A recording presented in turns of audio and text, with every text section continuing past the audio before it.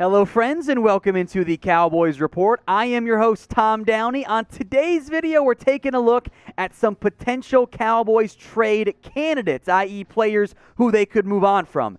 Look, Stephen Jones, he loves to save salary cap space, i.e. the Antoine Woods release there. They took 11 rookies. There's going to be some heavy roster competition, and I think there could be some players who will generate some trade interest. Let's start with Anthony Brown. For those of you that want to go sign a veteran corner, this is the guy you'd probably have to move to make it work from a numbers perspective. Now remember, Anthony Brown last offseason did get paid, and he got paid kind of like a number 3 corner, which is about what he is. He's not someone I really want as a number 2 guy, but as a number 3, sure. If you were to trade Anthony Brown, you would free up a roster spot and some salary cap space. Dallas would save about $4.25 million if they were to trade away Anthony Brown, which is about what the new team would owe him, which is a little bit much, but I don't think it's that prohibitive if there's a team that believes in Anthony Brown.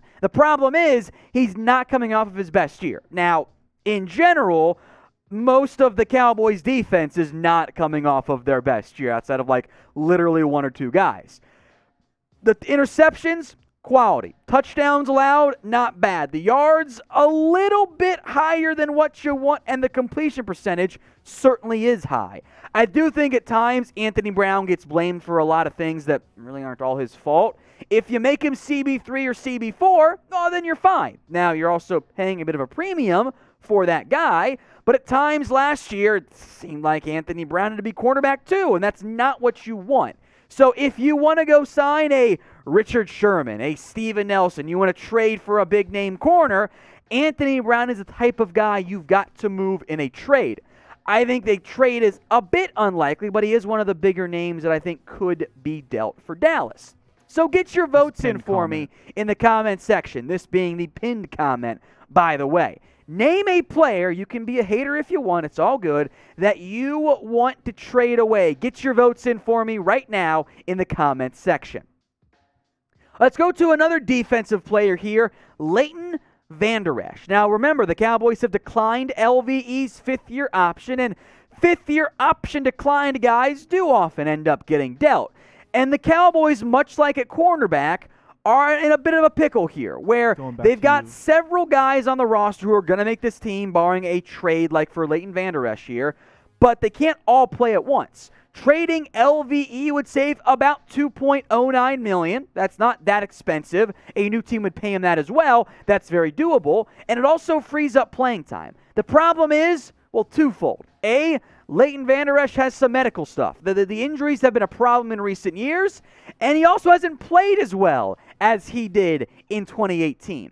Of the guys on this list, I think Leighton Vander Esch would easily bring you the second most back in a trade in terms of what you could get. But you've also got a down player coming off not 2 great years, as good as he was in 2018. 2019, 2020, Leighton Vander Esch wasn't ideal. And the Cowboys, they love linebackers, to my chagrin in the end. And you also got to figure out here what the role is going to be between Jalen Smith, Micah Parsons, Leighton Vander Esch, Keanu Neal, Jabril Cox, who we discussed on yesterday's show. You can't play anywhere near all 5 of those guys at once. In reality, it's going to be 2 of them for like 70, 65% of the time. That's not a lot of snaps to really go around for those players. So I think it is at least worth considering the idea of shipping out LVE if you get something back decent. Maybe you keep him for a year and maybe he balls out and then you either pay him or more likely get a comp pick back. That's not the worst outcome either. So what do you want to do with Leighton Vander Esch? Type T for trade him, or would you rather keep him? If so, type in K for keep. A cut doesn't really make sense, so it's just those 2 options. Get your votes in for me in the comments section. Whatever moves the Cowboys make between now and, roster cut down day before the year begins, we'll let you know. So hit that big red button and subscribe. It's youtube.com/CowboysTV. Join us as we get closer and closer to 100,000 subscribers here on the Cowboys Report. Let's go to Terence Steele, the offensive tackle. Now, look, as we'll get into here, the numbers game does not add up. There are too many offensive tackle options for the Dallas Cowboys, and you could even see him shop somebody like a Brandon Knight, a Ty Nsekhe if Josh Ball impresses as a potential swing tackle. Connor Williams if Connor McGovern wins that job there. But even though I know a lot of you guys don't like Terence Steele, I think there is some trade value here. Namely, you look around the rest of the NFL, guys, it's bad. There are not very many good offensive tackles. And although Terence Steele is not somebody you wanted to play last year, I think he actually showed some growth as the year went on. Namely, after he got benched around that Minnesota game and had to come back because Zach Martin got hurt at right tackle, Terence Steele's play over the final 6 games versus the first 9 games was much better. He was a much better player. And you can see it in the production, right? The run, he's still not a great run blocker, but the pressures, the sacks, the penalties, everything was better for Terence Steele. But like I mentioned, he's not guaranteed a roster spot this year because you got Tyron Smith, Lael Collins. You drafted Josh Ball in the 4th round. Isaac Alarcron, now he makes the team, but he's in there. Brandon Knight could maybe move to guard. Terence Steele, Ty Nsekhe, Mitch Hyatt are all tackles. I got some of those guys listed at guard because that's the only way they fit on this roster. So because of the offensive tackle depth here, somebody's not making this team. And having started games last year, I wonder if a team could offer some type of draft pick for Terence Steele, probably closer to roster cutdown day. Today's show is presented by BetUS. Head over to chatsports.com/bet, link right there, bottom of your screen, where you can get a 125% deposit bonus when you use promo code Cowboys125. $100 goes in. They're going to give you an extra $125 on top of that $100 to bet with. So put some of it down on some betting odds for the Cowboys, for example. I kind of like the over 9.5 wins. I think they're going to get 10 wins this year, if not more.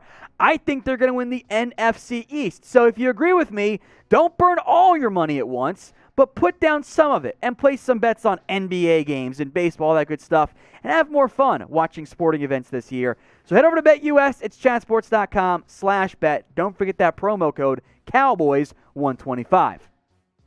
All right, you guys knew that Michael Gallup was going to be on this list, mostly because Gallup may not be a Cowboy in 2022, but there was no way I couldn't include him on this list, even though I would not trade him right now.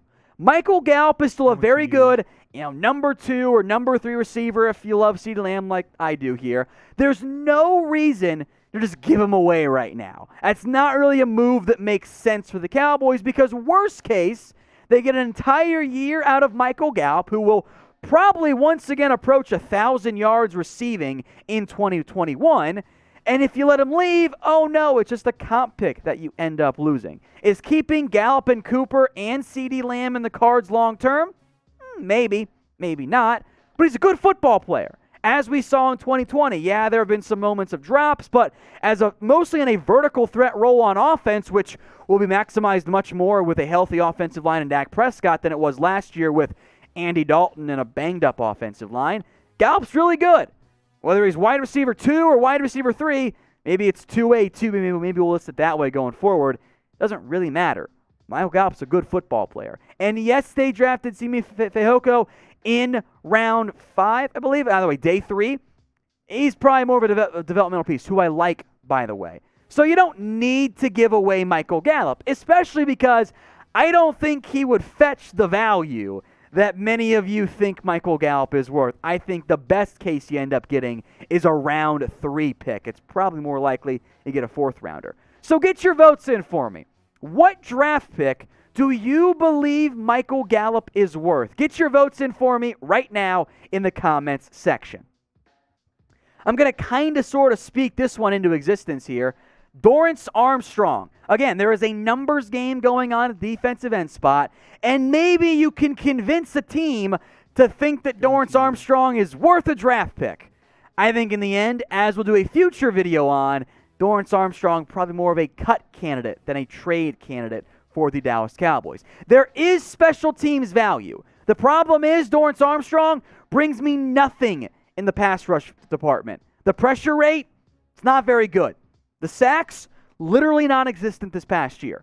Dorance Armstrong can help kind of sort of stop the run, but he's not special in that tournament. He can drop into coverage. Yay, I'm dropping a pass rusher into coverage there. And in the end, there are a lot of guys I'd rather see make this team at the edge rusher spot. Marcus Lawrence, Randy Gregory, Terrell Basham, Chauncey Golson, with the roles and the money that they gave those players and where they drafted them, they're making the team. All right, Brett Urban, Osa Odigizua, probably more defense tackles, but I'll verbalize them here along with Rondell Carter. It might legitimately come down to, folks, Bradley and I and Dorance Armstrong for that last roster spot. I want it to be Bradley and I, hashtag free and I in the comments, so I put Armstrong on this list instead.